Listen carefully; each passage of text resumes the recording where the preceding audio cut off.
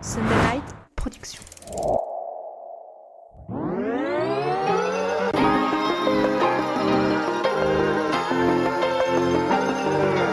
Bienvenue sur le podcast Dans la tête d'un cycliste, l'émission dédiée à tous les passionnés de vélo sous toutes ses formes. Chaque semaine, Arnaud Manzanini part à la rencontre de celles et ceux qui font le cyclisme pour nous inspirer et nous aider à nous améliorer. Bonjour à toutes et à tous et bienvenue dans le podcast Dans la tête d'un cycliste consacré au début de la pratique du cyclisme au premier coup de pédale. Nous allons partager nos expériences et vous donner des conseils précieux pour commencer cette aventure passionnante. Je suis accompagné aujourd'hui par Loïc Lepoutre. Bonjour Loïc. Bonjour Arnaud, bonjour à tous. Bienvenue en studio. Alors, on va parler de passion, on va parler de cyclisme, de vélo. Qu'est-ce que tu peux nous dire en introduction de cet épisode sur les premiers tours de roue pour les personnes qui souhaitent se lancer ou qui se sont lancées depuis quelques jours ou quelques semaines sur un vélo? Est-ce que toi, tu te souviens quand tu as commencé? Moi, je me souviens même précisément du moment où j'ai eu pour la première fois un vélo entre les mains, effectivement.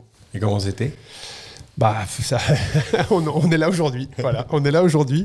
Écoute, j'avais 4 ans, c'était en Lombardie. Et mon cousin qui habitait là-bas à cette époque gagnait toutes les courses auxquelles il participait. Je me souviens de l'ambiance, de la musique. C'est quelque chose qui m'a profondément marqué. Mais ça n'empêche que ma première licence, j'ai pris à 19 ans. Donc entre-temps, il s'est passé pas mal de choses, d'autres sports. Donc en tout cas, c'était un moment magique. Ouais. Et pour toi? Moi, j'ai commencé en minime deuxième année, donc c'est vers les 13 ans. Et ce que je me souviens, c'est que dans ma famille, on ne faisait pas de vélo. Donc je me suis retrouvé à faire du vélo sans jamais savoir par quoi commencer. Et au final, je m'en suis rendu compte bien plus tard que si j'avais eu des bases au début, j'aurais peut-être pas évolué de la même façon. Donc tu as commencé directement licencié. Ouais, c'est pas le triathlon qui t'a amené à la pratique du cyclisme. Le triathlon, j'ai fait ça bien plus tard qu'à 30 ans. Donc de 13 ans à 30 ans, j'ai fait du vélo en compétition dès ma première année. Ouais. Bon, intéressant. En tout cas, si vous nous écoutez, n'hésitez pas à nous partager sur les différents réseaux sociaux vos débuts sur deux roues. Alors, qu'est-ce que tu conseillerais, Loïc? Par quoi on commence aujourd'hui pour conseiller, pour accompagner les personnes qui veulent, avec cet effet, ce boom du vélo, ce boom du cyclisme? Qu'est-ce qu'on pourrait conseiller? Par quoi on pourrait commencer pour justement accompagner les personnes dans ce qu'est notre passion, mais pour ces personnes qui ont l'envie de découvrir justement cet esprit de liberté? Alors moi, ce que je me souviens, c'est mon premier vélo. C'est toujours la première chose qui marque. Et je me souviens surtout que c'était pas un bon vélo par rapport aux autres. Et quand tu arrives, tu sais pas pourquoi. Et je pense que le choix du vélo, c'est vraiment le premier casse-tête. Aujourd'hui, sur les réseaux sociaux, c'est la question qu'on me pose le plus souvent. Quel vélo choisir? Donc vous êtes plusieurs à m'envoyer des messages. J'ai ça. Est-ce que vaut mieux ça? Donc, pour telle ou telle pratique, c'est ça? Même pas. Oui. Alors par exemple, pour quelqu'un qui fait de la route, il va me proposer plusieurs modèles. Il me demande qu'est-ce que j'en pense. Et qu'est-ce qui est le mieux. Et donc je pense qu'il y a on peut amener un petit cadre par rapport à ça pour que les gens puissent avancer et soient moins perdus dans le choix du vélo. Donc pour toi, le début, c'est-à-dire quand on a envie d'aller sur du cyclisme, la première question à se poser, c'est vers quel vélo je me tourne? Exactement. Vers quel vélo je vais faire l'acquisition pour me lancer. Donc il y a quoi comme type de vélo? Qu'est-ce qu'on peut leur dire? Alors tu as dû en parler avec JP. On a fait un épisode spécifique sur vraiment le choix du cadre et des équipements pour débuter, effectivement. Voilà. Donc là, je vais donner mon point de vue d'entraîneur. Donc ça dépend évidemment de votre objectif de pratique. La plupart du temps, c'est route ou un peu mixte, donc gravel. Ce qu'il faut savoir qu'aujourd'hui, c'est 80% des vélos qui sont vendus, ce sont des vélos gravel aujourd'hui. Voilà, c'est ça. Mais ça peut être aussi dans la pratique du VTT. Qu'est-ce que je choisis? Est-ce que je prends je ne sais pas si tu en as parlé avec JP, avec un vélo tout suspendu ou semi-rigide? JP est très calé sur ça, je vous invite à écouter la capsule dans l'atelier. Moi, ce que je conseille de façon pratique, déjà, c'est de se déterminer un budget. Très souvent, on me propose des vélos très haut de gamme, alors qu'on pourrait prendre des vélos moins haut de gamme, ou alors haut de gamme, mais des années précédentes. Parce qu'il faut savoir que finalement, l'évolution des vélos, et notamment des cadres, elle se ressent dans le très haut niveau. Mais dans un niveau moyen, si vous prenez un cadre avec une fibre de carbone 10 ou 12, vous n'allez jamais sentir la différence. Donc déjà, moi, je conseille toujours de privilégier l'occasion, si on peut. Pour débuter, et de prendre plutôt un haut de gamme des années précédentes. Ça, c'est vraiment vers quoi je me dirige. Et après, il y a toujours la question de est-ce que je prends un vélo dit polyvalent ou aéro? Et pour le gravel, c'est un peu la même chose, parce que maintenant, on commence à avoir des vélos aéro. Moi, je dis toujours, l'aéro, c'est la base du cyclisme. C'est-à-dire que si vous voulez avancer rapidement en vélo, il faut le premier frein, c'est l'aéro. Donc déjà, il faut être le plus aéro possible. Il faut savoir qu'il y a entre certains cadres, il peut y avoir jusqu'à 30 à 40 watts.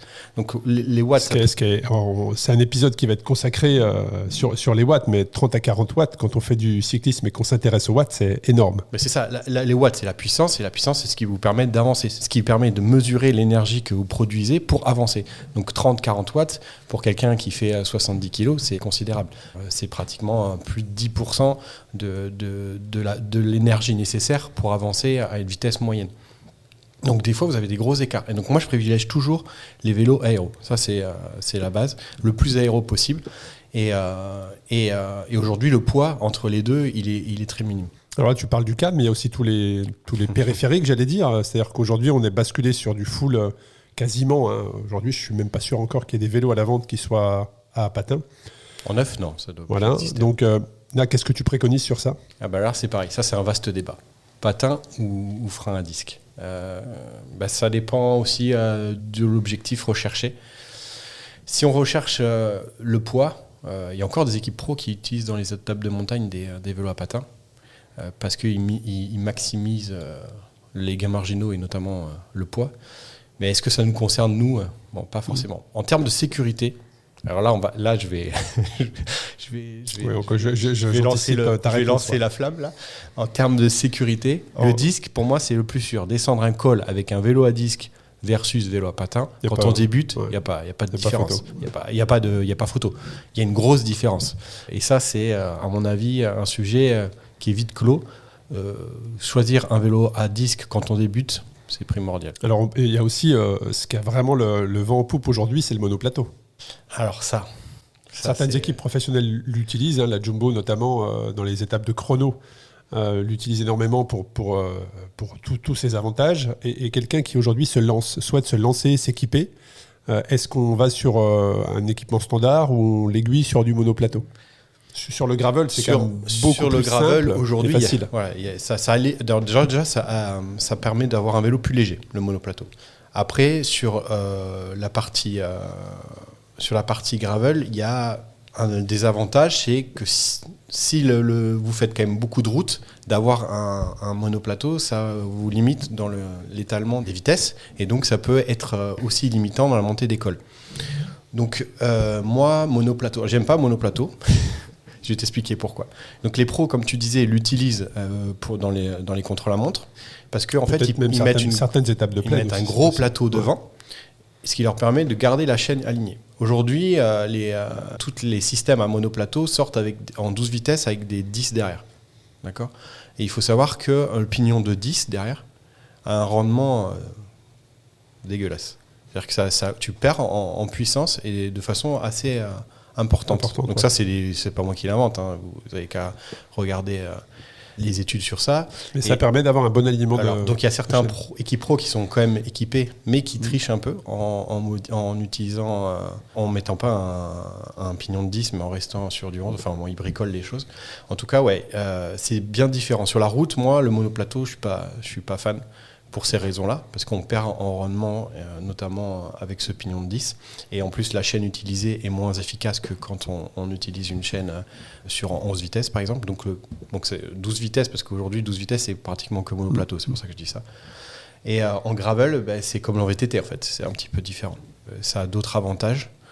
Et comme on utilise moins le 10, voilà. Par contre, si vous faites un mix gravel-route et vous allez faire quand même 50-50, là, moi, je pense il faut prendre un double. Bon, ça t'intéresse. En tout cas, on ne va pas rentrer plus en détail dans les équipements. Hein. C'est vraiment la capsule dans l'atelier avec JP Ferreira que je vous invite à écouter, où il y a vraiment des épisodes dédiés à chacun des thèmes qu'on vient d'aborder. Et si on rentre justement dans les fondamentaux de l'entraînement, c'est-à-dire quelqu'un qui débute sans penser à la performance, enfin la performance est très personnelle, mais juste déjà bien débuter dans des bonnes conditions. Donc qu'est-ce que tu préconiserais sur les fondamentaux de l'entraînement ? L'entraînement, ça veut dire aussi rouler sur un vélo confortable et efficace. Et un truc que je tiens à dire, c'est pas parce que vous achetez un vélo haut de gamme aéro que le vélo sera pas confortable.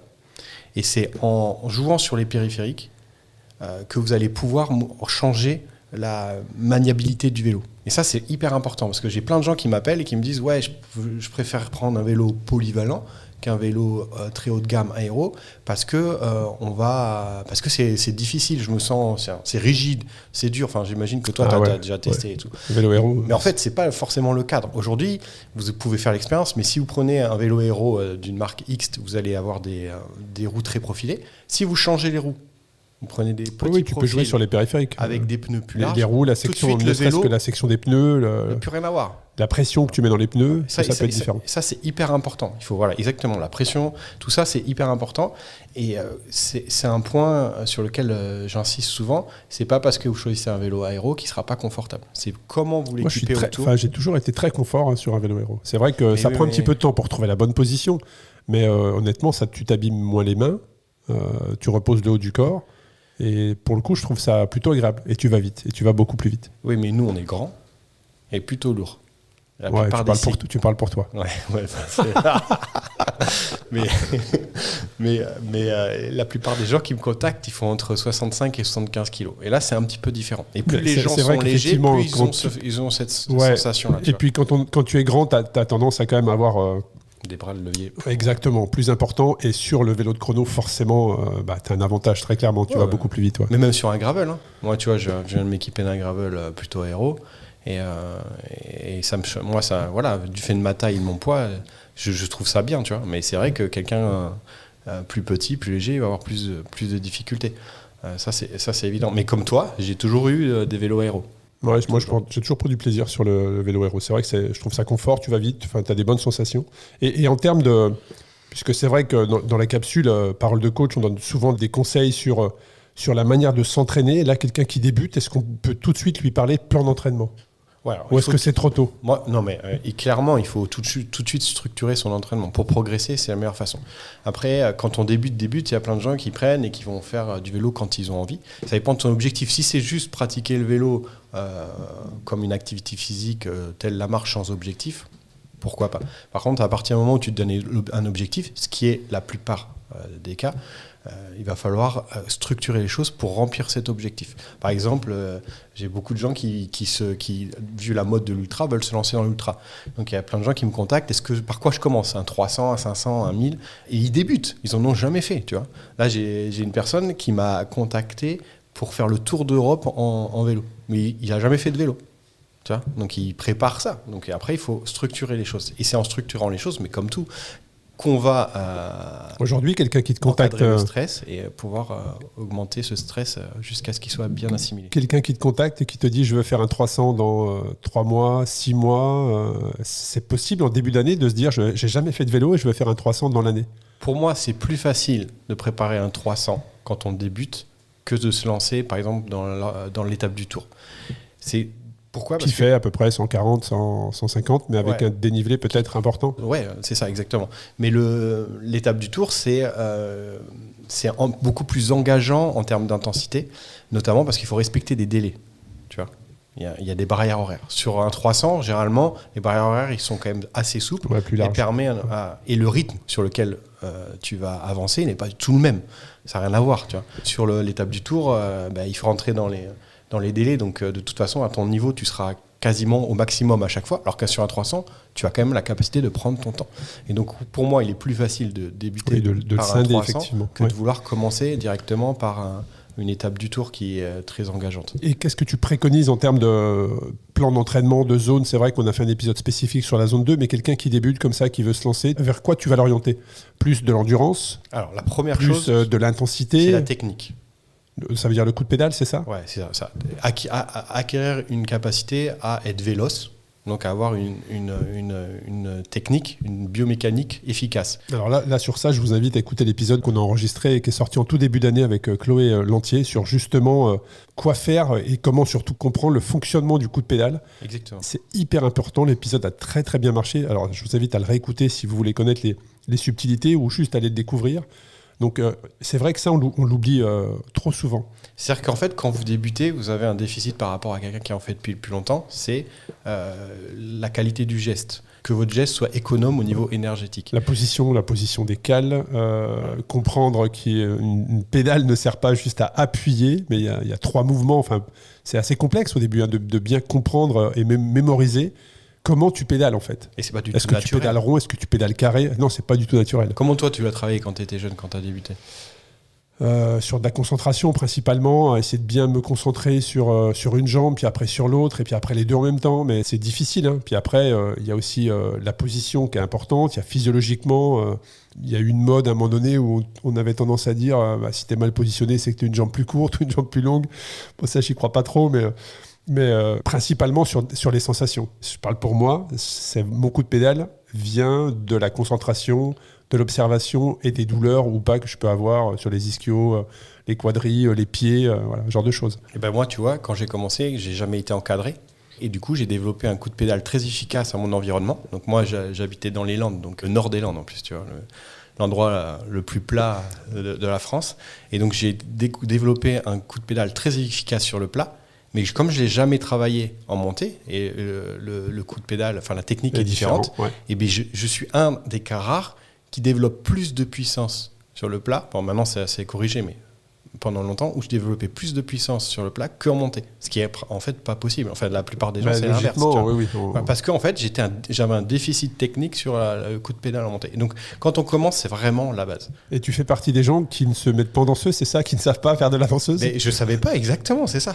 Exactement. C'est-à-dire, par exemple, à ma première RAF, déjà, j'avais fait une erreur de braquet parce que j'avais 39, 29. Bah, dis-toi que j'ai monté tous les cols assis, en fait. Et c'est la RAF où j'ai vraiment réalisé que j'avais un problème sur la RAF, c'est Race Cross France, pour ceux qui ne connaissent pas cette épreuve d'ultra-distance. Et là, donc, le Ventoux, Galibier, j'étais tout le temps assis. Et musculairement, bah, voilà, tu as des impacts énormes. Et donc, oui, c'est très important. Donc, quand on débute, il faut déjà travailler ça. Donc, ça se travaille en faisant du vélo, évidemment. Plus on va en faire, plus ça va être naturel, mais aussi en corticalisant le geste, en essayant de comprendre les différentes phases. Donc, elle en parle très bien dans son épisode et qui est génial. Donc, je vous invite aussi à l'écouter et essayer de visualiser le geste et de le travailler sur des exercices. Donc, comme tu as dit, unijambe. On peut aussi faire sur 2 jambes, mais en essayant de se concentrer plus sur la droite, sur la gauche. Et toujours faire du travail de vélocité le plus possible. D'ailleurs, tu parles de l'équilibre entre les 2 jambes. Je sais qu'il y a des compteurs GPS. Une fois que tu finis ta sortie, te donnent l'équilibre entre les 2 jambes. À partir de quel pourcentage d'écart il faut s'alerter? À 6, à partir de 6%. C'est-à-dire quelqu'un qui a 42... 44, 50, là, c'est pas normal. La norme, c'est toujours entre 0 et 5%. Par contre, celui qui a 46-50 et qui est tout le temps constant, c'est bien. Il faut aussi regarder si ça ne diminue pas. Enfin, si l'écart ne grandit pas. S'il n'y a pas une diminution sur une jambe. Et ça, parce que ça c'est aussi un signe de pathologie, de quelque chose qui ne va pas. Mais si c'est constant, par exemple de 4% et que ça reste comme ça, il n'y a pas vraiment à s'inquiéter. Il n'y a pas de, voilà. Par contre, s'il y a 10% d'écart, là il faut consulter. Bah là, il y a un problème. Il y a un problème, ouais. Et qu'est-ce que tu conseilles à la personne qui veut débuter, qui est hyper motivée, qui s'est fixé un objectif, que ce soit l'étape du tour ou un 300, et qui se dit, tous les jours, je vais rouler? Tu sais, on avait fait un épisode spécifique sur la progressivité, justement. Donc, comment tu vas le conseiller? Est-ce que tu vas lui mettre des jours de repos au début? Comment tu vas accompagner cette personne en partant de zéro à atteindre son objectif sans se griller au départ? Parce qu'il est hyper motivé et il veut aller rouler tous les jours. Ça me fait penser aux jumeaux, ça. Qu'on commençait et qu'ils faisaient du vélo tous les jours. En fait, faire du vélo tous les jours, c'est pas un problème. Tu vois, c'est comment tu le pratiques. Donc, comme tu dis, est-ce qu'il faut des jours de repos? Ça dépend ce que tu mets dedans. Par exemple, si quelqu'un se met au vélo et utilise cet outil aussi pour faire du vélo taf, tu vois ce que je veux dire? Ça fait du vélo tous les jours. Donc, ce qu'il faut faire, c'est s'entraîner le plus souvent, en fréquence, le plus régulièrement, et de structurer l'entraînement en fonction de ses objectifs. Donc, si on prépare quelque chose qui est long, on va essayer de se rapprocher le plus possible de la durée de l'effort et de son intensité. D'accord, ça c'est vraiment comme ça qu'on va débuter avec, comme tu dis, une progressivité. On commence pas, par exemple, aux premières semaines à faire 3 heures de vélo tous les jours. C'est pas comme ça que ça va se passer. Il faut savoir que quand on débute le vélo, on n'a pas aussi une notion de temps. Tu vois, et tu vois, c'est en course à pied, c'est au niveau musculaire, tout de suite, t'es vite arrêté. En vélo, c'est pas pareil. Donc, tu as des gens qui vont au bout d'1 heure être cramés, puis il y a des gens au bout de 3 heures, ils font, tu vois, ça n'a pas le même impact. Donc, il faut toujours y aller progressivement et surtout comprendre que plus c'est long, plus on met de temps à récupérer, même si on y va doucement, parce que on brûle plus de calories. Plus de calories, ouais. Souvent, et on traumatise un peu par plus exemple, les muscles. quelqu'un qui fait 70 kilos et qui fait 4 heures ou 5 heures de vélo, il va brûler à peu près, ça fait 5, 7, à peu près 3000 calories. Ouais, tu vois, à peu près. 3000 calories, il faut la porter au niveau de l'alimentaire. Derrière, ouais. Si en plus, derrière, tu rajoutes les calories dépensées Et pendant ta journée, c'est difficile à compenser. Tu vois. Donc, ça veut dire que souvent, tu es en déficit calorique et ça nécessite plusieurs jours pour rééquilibrer et donc de récupérer. Et donc ça, ton jour de repos, ça dépend aussi de ça. Si tu fais les sorties longues, forcément, à un moment donné, il faut mettre des jours de repos pour récupérer. Si tu fais des sorties courtes, c'est pas pareil. Et tu vas travailler avec ton coaché, avec la personne que tu accompagnes, tu vas lui parler de cadence à ce moment-là, quelqu'un qui débute, tu vas lui parler de cadence, on va dire, on parle toujours des 90 tours minutes. Est-ce que tu vas lui parler de cadence? Est-ce que tu vas lui parler de puissance? Alors moi, la première chose que je fais... Quel est le repère en fait? La première chose que je fais, c'est un test d'efficacité du geste. D'accord ? Donc en gros, c'est une espèce de test en rampe où la rampe, elle ne se fait pas au niveau de l'intensité. C'est-à-dire que je n'augmente pas l'intensité au fil des séries, mais j'augmente la cadence. Généralement, je commence à 70 pour aller à 120 en fonction de paliers par minute. Et je vois comment se passe la réponse cardiaque. D'accord ? Et chez les débutants, à 90 déjà, tu as la fréquence cardiaque qui augmente fortement. Et chez des aguerris, je pense à mon collègue Paul, par exemple, qui fait du VTT à très haut niveau, à 120, il est comme à 80. Parce que son geste est efficace et que son corps s'est adapté et que son système nerveux ne répond pas de la même façon. Donc ça me permet d'avoir déjà, au niveau technique, ce qu'il faut travailler. Parfois, très rarement, des débutants peuvent avoir une bonne réponse. Je ne sais pas d'où ça vient, mais certains, mais c'est très rare. La plupart du temps, non. Donc après, tout de suite, on met en place sur les premières semaines du travail de vélocité pour améliorer en premier lieu cette partie-là. Et en même temps, je vais travailler à la force musculaire, parce que c'est la base du vélo. Quand tu fais beaucoup de courses à pied et quand tu vas faire tu vas te mettre au vélo par exemple, tu vas vite te rendre compte que c'est pas c'est les mêmes muscles mais ils travaillent pas de la même façon. Donc il faut travailler aussi spécifiquement cette force musculaire. Ça c'est vraiment le combo que j'utilise au tout début et en même temps tu fais du volume puisque tu travailles, tu vois. Et donc ça permet d'avoir une base et à partir de cette base là, après on va réfléchir aux choses sérieuses. Et quelqu'un qui débute, moi je prends mon exemple personnel, j'ai plusieurs fois tenté de courir régulièrement, mais je n'ai jamais trouvé mon rythme. Tu sais, celui qu'on a dans le vélo, quand on dit on a fait une sortie, on a juste enroulé, on n'a pas forcé, mais c'était agréable. Combien de temps tu penses que quelqu'un qui débute, il va pouvoir trouver ce fameux rythme dans lequel la zone dans laquelle il est bien? Est-ce qu'on a une fenêtre comme ça que l'on peut conseiller aux personnes qui nous écoutent? Tu parles en termes d'intensité ? Non, en termes de confort, on va dire. J'ai fait une sortie, mais j'ai roulé et en même temps, c'était agréable. Tu sais, où tu n'as pas tout le temps cette sensation de forcer. Ah oui, ok. Combien de temps il faut pour arriver à ça ? Si c'est structuré assez rapidement. Ça, c'est important, je pense, pour donner justement ça peut être un sous-objectif, tu vois, de se dire, voilà, je débute, mais peut-être dans 2 mois, 3 mois ou 4 mois, je serai dans cette zone-là et ensuite je peux évoluer. Par palier de 2 mois, tu progresses réellement. C'est à peu près ça, entre 8 semaines et 12 semaines, les gens, ils évoluent vraiment. Là, je le vois de plus en plus. Hein, c'est vraiment, il y a des progressions nettes chez les débutants sur ces paliers-là, mais tu passes tu vois, il y a des gens qui auraient peut-être mis 2-3 ans à atteindre un niveau qu'ils ont atteint en 2 mois parce que c'était structuré, qu'ils ont fait des choses bien ciblées. Ça, c'est hyper important parce que quelqu'un qui nous écoute et qui imaginait se lancer seul, il va se passer quoi? Tiens, ça peut être intéressant, ça. Tu as peut-être le retour d'expérience, toi, de personnes que tu accompagnes maintenant et qui, pendant des années, n'ont eu personne, n'ont jamais été encadrés. Il va se passer quoi pour quelqu'un, ou quelle va être la différence pour quelqu'un qui se lance encadré et quelqu'un qui se lance sans vraiment avoir de repères? J'ai 2 types de personnes. J'ai des personnes qui n'arrivent pas à s'organiser et qui ne progressent pas du tout. Tu vois, et qui n'arrivent pas à s'organiser, c'est-à-dire que du fait qu'il n'y ait pas de séance de planifié, de prévu, on reste dans du confort, on ne fait pas l'effort de se préparer d'aller sortir parce qu'il fait 10 degrés ou moins de 10 degrés. Ou qui n'utilisent pas le home trainer alors qu'ils en ont un, ou qui ne savent pas comment l'utiliser, ou alors qu'ils l'utilisent avec les plateformes en ligne et et qui font tout le temps la même chose, tu vois, sans vraiment avoir un objectif précis. Et puis il y a ceux qui sont fous et qui se lancent et qui au bout de 6 mois, ils sont grillés, cramés. Ils sont dans le garage parce qu'ils sont complètement cramés. Exactement. Et souvent, qui n'ont pas de repère, de marge de progression, mais pas du tout, parce que c'est même de la régression même. Tu vois ce que je veux dire? Et ça, c'est les deux types de personnes que je rencontre régulièrement. Et c'est vrai que s'ils avaient eu un cadre au début, ça n'aurait pas été la même chose. C'est mieux d'être accompagné, effectivement. Et puis si on va sur le côté, parce que là on parle d'entraînement, de plan d'entraînement, de cadence, de watts, mais il y a aussi, et on l'oublie souvent quand on débute, l'hydratation, la nutrition, l'alimentation, le sommeil. Là c'est pareil, qu'est-ce que ça va changer dans la vie d'une personne qui débute le cyclisme, qui suit un plan d'entraînement, qui a son objectif à 6 mois, 1 an, mais qui n'a jamais pratiqué? Alors, la première chose... Quelles règles il doit adopter dans son hygiène de vie? La base, c'est la nutrition et le sommeil. Mais je vais commencer par le sommeil.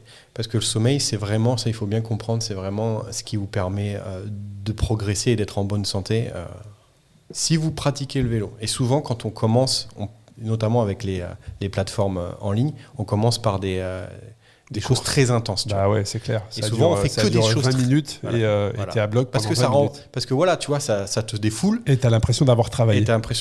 Sauf que la plupart du temps, ils font que ça. Tu vois. Ou alors, le dimanche, est négatif. Et le dimanche, ils vont avec les copains et ils font la course entre eux. Donc en fait, oui, on a un déséquilibre un déséquilibre d'intensité. Et ça, c'est hyper important. Et ça va avoir un impact direct sur le sommeil. Ça, c'est un vrai piège. Bah oui, parce qu'il y a un impact sur le sommeil, forcément. Parce que ça va entraîner un déséquilibre du système nerveux. Le fait de faire que de l'intensité, à un moment donné, ça va créer un déséquilibre au niveau du système nerveux. Très intéressant. Exactement. Donc, la base de l'entraînement en endurance, c'est la basse intensité. Je le répète tout le temps, mais c'est la base. Ça, on entend effectivement beaucoup parler. On a fait un épisode spécifique sur la zone 2. C'est ça. La deuxième chose, dans le vélo, la base de la performance, c'est la VO2 max. C'est le VO2 max. C'est ta capacité à utiliser l'oxygène pour produire de l'énergie via les cellules. Ça, c'est donc, il faut trouver le compromis entre les deux. Et ça dépend du temps que tu as. Plus tu as de temps, plus tu vas pouvoir faire de l'endurance et rajouter des séances d'intensité. Par contre, si tu as peu de temps, parce que ça, c'est la plupart des gens aussi, tu as peu de temps, il faut privilégier l'intensité, mais toujours avec une dose de basse intensité. Donc si on reprend l'exemple de tout à l'heure, donc je fais mes courses mes deux courses sur les plateformes. Ouais, sur les plateformes. Par contre, le week-end avec les copains, si je fais la course, c'est mort. Je progresserai pas, ça va déséquilibrer et j'aurai un mauvais sommeil. Voilà. Le deuxième point que tu as abordé et qui est primordial, c'est l'alimentation pendant l'effort. Parce que ça, c'est le nombre de personnes que je rencontre qui n'en ont pas, en fait. Alors, il n'y a aucune notion. Alors, c'est ce que j'allais. Il n'y a aucune notion, mais il n'y a aussi aucune alimentation. C'est-à-dire qu'on parle de personnes qui veulent faire du vélo aujourd'hui. Donc, il y a cet effet de. Je ne sais pas si on peut dire cet effet de mode du cyclisme ou pas. Bref, je ne sais pas si j'utilise de bons mots. Mais aussi, parfois, c'est pour réguler le poids. Certains se lancent dans le cyclisme parce qu'ils vont brûler des calories et se disent là, je fais une sortie de 2 heures, je ne vais pas m'alimenter pour justement brûler plus de calories. Et ça aussi, après différents échanges qu'on a eus, c'est une erreur. Alors complètement. Alors déjà, il y a ceux qui ne s'alimentent pas du tout parce qu'ils font comme ils ont toujours fait dans leur sport co ou quand ils allaient faire des footings. Sauf que le vélo, comme je vous l'ai expliqué, c'est différent parce que déjà c'est plus long et puis la dépense énergétique est plus longue. Et puis il y a ceux qui font cette erreur de poids. Déjà, alors premièrement, je l'ai déjà expliqué, quand on pratique une activité physique, au-delà d'une heure et surtout au-delà d'une heure et demie, si vous n'apportez pas de glucides exogènes, les glucides endogènes n'existeront plus parce qu'ils auront été utilisés. On n'a plus de réserve, c'est ça. Vous allez, voilà, exactement. Enfin, vous en avez, mais elles sont plus longues à être mises à disposition. Vous allez avoir moins de mécanismes biologiques pour contrôler le stress que vous appliquez. D'accord ? Et ça peut engendrer dans le temps des dégâts plus importants. Si vous ne mangez pas du tout pour perdre du poids, à un moment donné, l'adaptation à ce stress-là fera que vous ne perdrez plus de poids du tout. Même il faudra remanger pour rééquilibrer les choses. Vous allez faire de plus en plus d'heures de vélo sans manger et vous ne perdrez plus rien. C'est un mécanisme qui se met en place dans l'organisme via ce stress qui n'est pas normal. Les glucides, c'est primordial à la pratique du vélo, à la pratique sportive, tu veux dire boisson, Voilà. Boisson dans les bidons, je veux dire pendant l'effort. Alors, moi, je pars toujours un chiffre de base, c'est 35 grammes de glucides par heure. D'accord ? Pourquoi ? C'est minimum, là. Ouais, on est sur le minimum. Voilà, mais quand on débute, c'est quand tu débutes et que tu manges rien, déjà 35, c'est beaucoup, tu vois. C'est-à-dire que c'est une barre ou un bidon avec une boisson ISO dedans. Ça aussi, il y a des vraies études sur ça, et aujourd'hui, on est sur des quantités beaucoup plus importantes, même pour être performant. On peut faire du sport à jeun, et ça a plein de bénéfices, je ne suis pas contre ça, mais dans une pratique régulière, ça peut être dangereux, et surtout quand on met de l'intensité. Donc 35 grammes de glucides par heure, ça c'est le chiffre que vous devez retenir, 35 grammes de glucides par heure. Et grâce à ça, vous allez pouvoir évoluer en sécurité et en allant vers une bonne santé, parce que le sport pratiqué sans manger, ça va entraîner des problèmes de santé, ça c'est indéniable.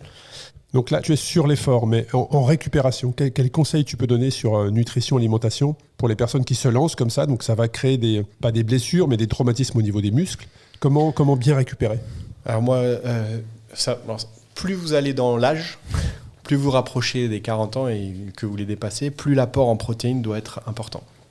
Donc là, les dernières études elles montrent qu'un apport de 40 grammes de protéines après l'entraînement, quand on a plus de 40 ans, c'est nécessaire, notamment pour continuer à maintenir une activité musculaire cohérente. Ces protéines doivent être prises tout de suite après l'entraînement. Alors, là, dans un laps de temps de combien ? Fenêtre métabolique. Ouais.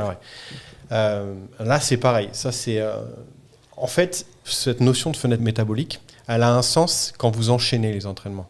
Tu vois, parce que ça va vraiment avoir un impact sur l'entraînement du lendemain. Par exemple, un triathlète aujourd'hui, même un triathlète amateur qui s'entraîne 10 à 12 heures, ça, il faut vraiment qu'il respecte. Apport glucides, protéines après l'effort, parce que derrière, vous allez entrer. Chez un cycliste qui s'entraîne 3 fois par semaine, c'est un petit peu différent.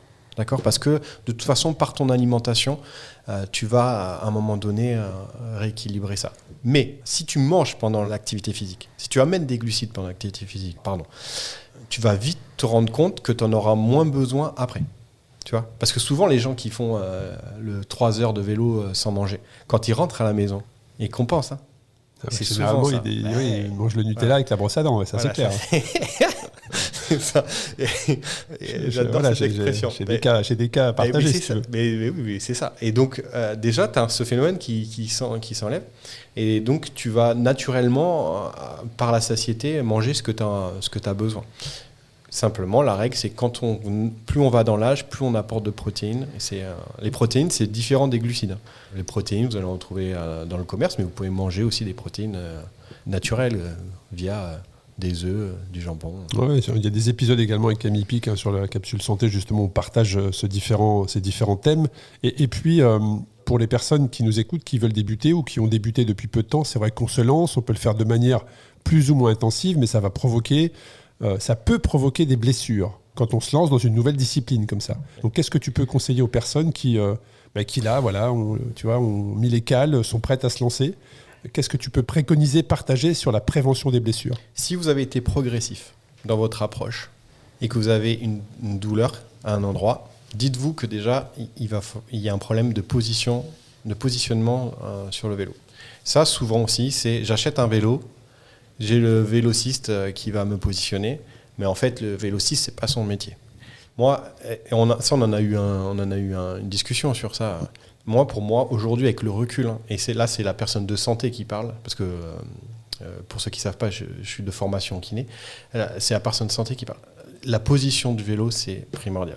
Combien de personnes qui sont venues me voir quand j'étais encore kiné au cabinet, sont venues me voir qu'en faisant du vélo, j'ai mal aux genoux, mais simplement parce qu'ils étaient trop haut, trop bas, trop en arrière. Je vais vous donner quelques repères.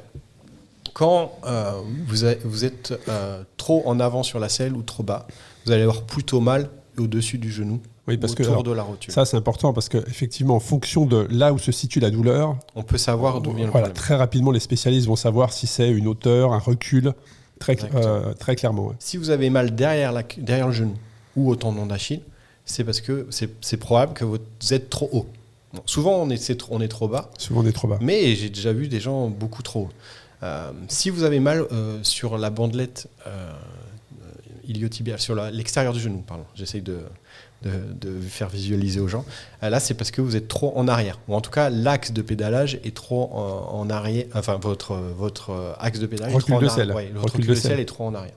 Si vous avez mal au dos, Ça, c'est souvent les gens, ils ont mal au dos. Qu'est-ce qu'ils font? On baisse la selle, je sais pas. Non, ils montent le guidon. Ah ouais, j'aurais pas pensé forcément à ça. Mais ça, je peux te dire, j'en rencontre beaucoup. Ouais. Et j'ai déjà vu des gens qui... Oui, c'est vrai que maintenant que tu me le dis, j'ai des images où, effectivement... Parce qu'ils ont mal au dos. Tu vois. Mais sauf que la douleur lombaire, déjà, ça dépend où elle se situe. Elle peut être due à plein de choses, et notamment la position des cales. Parce que vous avez vu l'appui. L'appui, mais aussi à la selle. Comment est positionnée la selle? Souvent, les selles sont plongeantes et beaucoup trop plongeantes. Il y a eu une mode de l'appui fessier où quand on baisse la selle aussi, on compense aussi parfois la position des mains qui est trop haute, trop basse ou un sein trop écarté pour avoir un appui différent. Tu vois. Et donc, la douleur lombaire, elle est très souvent pas due à la hauteur du guidon. Et par contre, la hauteur du guidon, après, elle va engendrer d'autres problèmes. Donc, pour ça, il faut aller voir un spécialiste. Et des gens dont c'est le métier, c'est-à-dire qu'ils ne font que ça. Et il y en a partout en France maintenant. Oui, ça s'est bien développé, avec des techniques hyper performantes. Ouais. Ça coûte un petit billet, parce que ça demande beaucoup d'expertise. Mais par contre, vrai. après, derrière, vous avez un suivi et ça vous permet aussi de communiquer avec la personne qui vous a fait l'étude posturale et d'ajuster les réglages. Et là, on arrive sur la dernière partie, on va dire, de l'épisode, mais est-ce qu'on peut commencer, quand on veut se lancer dans le vélo, tout de suite par aller tester sa VO2 ? Alors, il y a différents tests qui se font, hein. Je sais que avant qu'il y ait toutes les plateformes d'aujourd'hui où tu peux tester ta performance, il y avait des études qui se faisaient dans les hôpitaux directement, où tu allais tester sur une machine ta VO2. Est-ce que ça, c'est une référence pour quelqu'un qui débute ? Est-ce que ça peut être important ou pas dans un premier temps ? Alors ça, c'est une bonne question parce que souvent, les débutants, ils vont faire un test de VO2 en laboratoire et ils me donnent les résultats. En fait, on peut appeler ça un test de puissance. On l'appelait un test de puissance avant, je crois. Je sais plus. C'est test de VO2. Un test d'effort. Test d'effort, voilà, c'est ça. Donc ça a un intérêt médical parce que ça va vous permettre de voir si vous n'avez pas une pathologie, de détecter un potentiel pathologie cardiaque. Ouais. Par contre, pour l'entraîneur, ça n'a aucun intérêt. Aucun intérêt. Ben non, parce que déjà, l'outil utilisé, il est fixe. Donc, il est limité en plus. Et puis, pas reproductible. Et la VO2 en elle-même, elle va pas me dire, à part me dire que vous avez un gros potentiel ou un petit potentiel, c'est la seule chose dont ça va me servir à moi. Mais autrement, ça va rien servir. Par contre, ce qui est important, même quand on débute, c'est au moins d'avoir un appareil de mesure de la fréquence cardiaque. Ça, c'est la base. Pas besoin d'avoir la puissance, mais au moins avoir un cardio-fréquence-mètre qui va nous permettre d'évoluer dans des plages de fréquence cardiaque en fonction de votre ressenti à l'effort. Et là, ça permet d'évoluer. Et ça permet aussi de vérifier si vous vous adaptez à un certain exercice ou pas. Ça va permettre aussi de voir si vous accumulez de la fatigue et comment vous récupérez. Toi, c'est de l'indicateur ? Ouais, c'est la base. Pour quelqu'un qui débute, voilà. Le plus important. Ouais, alors je n'utilise pas vraiment la valeur brute de la fréquence cardiaque, mais plutôt la façon dont elle évolue, que ce soit dans l'exercice ou dans le temps. Mais ça, c'est la base. Aujourd'hui, ça et le capteur de cadence, parce que des fois, c'est vrai que tu l'as pas intégré. C'est les deux outils que je demande à avoir si tu veux avoir un entraînement encadré. Et même le home trainer, c'est pas forcément indispensable.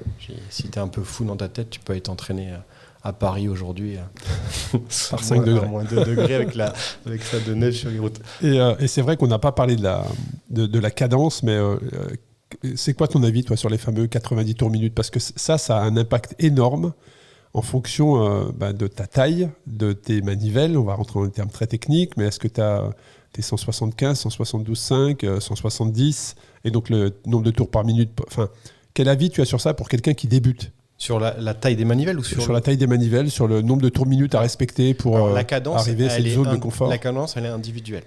Mais plus vous êtes capable de maintenir une cadence élevée à une intensité de base sans trop solliciter le système nerveux, cela signifie que vous aurez un meilleur rendement énergétique. Donc ça a un intérêt. Par contre, c'est très individuel. Plus vous êtes en basse intensité, plus la cadence est basse. Plus vous êtes en haut, plus vous devez être capable de mettre de la cadence. Par exemple, moi je vais prendre mon cas, mais je vais vous donner un autre cas, un exemple d'une autre personne. Je vais prendre mon cas, moi en basse intensité, autour de 60-75 rotations par minute, je suis très confortable et ça me va très bien. Par contre, j'ai un ami, quelqu'un que j'entraîne depuis 10 ans, lui il est plutôt autour de 85-90. Mais ça ne veut pas dire qu'il est plus efficace ou moins efficace. Parce que par contre, en haute intensité, moi j'arrive à tenir 110, 115, alors que lui, il est limité à 100, 105. Tu vois ? Parce que c'est vrai que généralement, les gens qui débutent n'ont pas du tout de rapport à la cadence. Ouais. Et quand tu vois tu le vois au coup de pédale, ceux qui débutent, généralement, ils sont à 50 tours minute. Ouais. Tu vois, sur un braquet, même certains ne savent pas vraiment utiliser les changements de vitesse. et ne le voient pas du tout comme la boîte à vitesse d'une voiture où justement en fonction du nombre de tours par minute, tu changes tes rapports. Et là, il y a aussi une vraie, je pense, éducation à faire sur les bons rapports, la bonne cadence pour pouvoir maintenir le rythme. Mais c'est vrai qu'on repère tout de suite à la cadence quelqu'un qui débute, très clairement. La bonne cadence, c'est celle qui t'épuise pas. Donc que ce soit celle qui est trop, enfin que ce soit en haut ou en bas. C'est sûr que si tu es à 60 RPM pendant 3 heures, tu en fais difficilement 4 ou 5. Tu vois. Mais ça, tu le vois toi-même que ça va pas. Si tu finis fatigué musculairement, voilà. Tu montes un col, tu arrives en haut, tu es mort, tu peux pas en faire un deuxième parce que ça veut dire qu'il y a aussi un problème de cadence. Le choix des braquets aussi pour monter les cols, ça c'est hyper important. Et combien qui. Enfin, j'ai été faire on parle de débuter dans le cyclisme. Est-ce que tu te souviens de ton premier col tiens. Voilà, parle-nous de ton premier col. Oui, j'avais 14 ans. Et c'était le col qui est au pied de Saint-Jean-de-Pied-de-Port qui s'appelle le Burkinu Kuruceta. Dans les Pyrénées. Ouais, c'est un pendant d'Irati. Donc je m'en souviens très bien, mais je l'ai monté avec... en plus à l'époque, ça n'existait pas les gros braquets. Donc j'ai dû monter ça à 39, 23 ou 24, à 14 ans. Oui, je m'en souviens, parce que forcément... T'as mis pied à terre pour le monter ou pas ? Bien sûr. Oui, est-ce que tu as vomi ou pas ? Non. Mais c'est parce que j'étais tout en force. En fait, c'est même pas l'effort qui est intense, c'est la sollicitation musculaire. Donc c'est ça. Si vous êtes trop bas, vous avez trop de sollicitation musculaire. Si vous êtes trop haut et que vous n'avez pas un bon rendement énergétique, vous aurez une trop grande sollicitation nerveuse. Donc vous allez forcément avoir des difficultés dans le ressenti. Et toi, tu t'en souviens ? Moi, je m'en souviens parfaitement bien. Moi, c'était le col des saisies. Et juste après la sortie Notre-Dame de Bellecombe, c'est-à-dire 4e virage, je pense, j'étais à l'arrêt. Voilà. Et t'avais quoi comme braquet ? Je sais plus du tout, mais c'est effectivement le premier col quand tu débutes dans les Alpes, notamment c'est dans les Alpes, tu forces en fait, parce que tu te dis ça va le faire, tu vois, et en fait ça fait 20 bornes, ça fait pas 3 bornes. Et donc voilà, au bout d'un moment ça coince dans ce régime. Et à l'époque t'avais pas des braquets comme maintenant ? Ouais, et puis les vélos, c'était plus du tout, c'était pas comparable. Mais aujourd'hui, tu vois, avec les braquets, le matériel, le carbone, tout ça, ça n'a plus rien à voir. Tu vois, avec les vélos, avec les pédaliers compacts, les roues même. Tu peux faire 34, c'est 50-34, 34, monter 36 derrière, ça n'a rien à voir. À l'époque, nous, on parle comme des anciens, mais dans les années 90, c'était 52-38, c'était le plus petit. Je ne sais même pas si ça existait, le 36. Non, je crois pas. En triple plateau, peut-être, mais pas en double plateau. Et donc, il faut bien prendre conscience qu'il vaut mieux être véloce, souple dans une montée pour la tenir longtemps qu'être en force. Et pareil, quand on monte un col, quand c'est 20 bornes, déjà c'est presque 2 heures, quoi. Donc on part pas pour 20 minutes. C'est ça, il faut bien garder sa cadence. Et c'est vrai que si tu tombes en dessous de 60 dans les cols, t'as plus d'inertie, c'est compliqué. Si on peut résumer, quel conseil justement, quel résumé tu transmettrais aux personnes qui veulent se lancer pour conclure cet épisode ? Alors, d'y aller avec de progressivité, de faire un bon choix stratégique de matériel en fonction de vos objectifs et ne jamais oublier que c'est pas parce qu'un vélo est aéro qu'il n'est pas confortable. Vous pouvez le rendre confortable en l'équipant différemment. Que vous devez optimiser votre entraînement avec de l'endurance et de l'intensité. Le meilleur ratio, c'est 80-20. 80% du temps en endurance, 20% en intensité. Et pas 50-50 ou 100% en intensité. S'alimenter pendant l'entraînement avec un apport de glucides minimum de 35 grammes par heure. Et dormir correctement, forcément, pour bien récupérer, avec une alimentation saine et le moins transformée possible. Super, écoute, un grand merci Loïc pour tous ces conseils. Nous vous encourageons bien évidemment à vous lancer dans cette aventure passionnante qu'est le cyclisme, que vous soyez débutant ou aguerri, si vous cherchez à vous améliorer, à progresser, à découvrir de nouvelles compétences, je suis convaincu que cet épisode vous a accompagné. Un grand merci à tous pour votre fidélité, puis à très bientôt pour un nouvel épisode. Merci Loïc. Merci.